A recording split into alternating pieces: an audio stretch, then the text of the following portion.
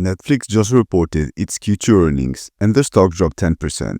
In this video, we'll find out whether this pullback could be a buying opportunity by analyzing the company's earnings, fundamentals, and running a discounted cash flow model to estimate its intrinsic value and potential future returns. Netflix reported revenue of $11.51 billion, just shy of Bloomberg consensus estimates of $11.52. and slightly below the company's own guidance of $11.53. That compares to $9.82 in the same quarter last year, meaning 17% revenue growth. Earnings per share came in at $5.87, missing analyst expectations of $6.94 and Netflix internal forecast of $6.87. The reason they gave is that operating margin of 28% was below their guidance of 31.5% due to an expense related to an ongoing dispute with Brazilian tax authorities that was not in their forecast. Absent this expense, they say they would have exceeded their operating margin forecast, and that they don't expect this matter to have a material impact on future results. In my opinion, this is not going to affect the fundamentals of the business in the long term. And if we zoom out, Netflix has seen amazing revenue growth in the past 10 years, growing from $6 billion to $43 currently. And analysts are expecting this growth to continue, as they are expected to make $45 billion this year and grow to $69 by 2029.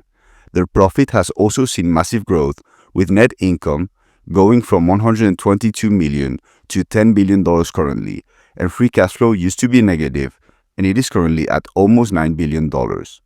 Analysts also expect profit to keep growing at a fast pace, as they are expected to make $26.85 per share this year and grow to $53.79 per share in 2029.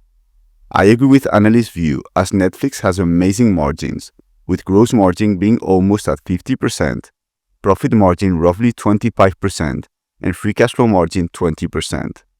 Then, in order to calculate the intrinsic value of the company, I use my Google Sheet. This tells me at what price you should buy a stock based on the assumptions about the future of the company that you put in. I did a summary analysis with low, middle, and high assumptions. And as you can see, the intrinsic value according to my low assumptions is $551 per share, middle $750, and high $1,003. And because the stock is currently trading at $1,113 per share, this means that if my low assumptions occur, you would get a negative 1.6% annual return on your money, middle 3.4%, and high 8.2%. And therefore, the stock looks expensive according to my assumptions.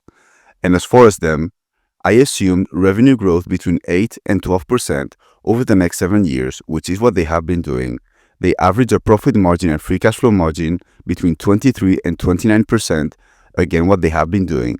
And I assigned the PM price to free cash flow at the end of the 7 years of 22, 24, and 26. But if you want to make your own assumptions, I'm going to leave a link to the spreadsheet down below.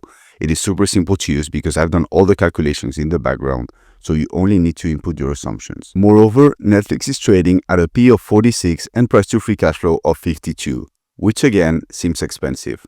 One positive though is that they have a good balance sheet with $9 billion in cash and 17 in debt, which is very little for a company with a market cap of $472 billion.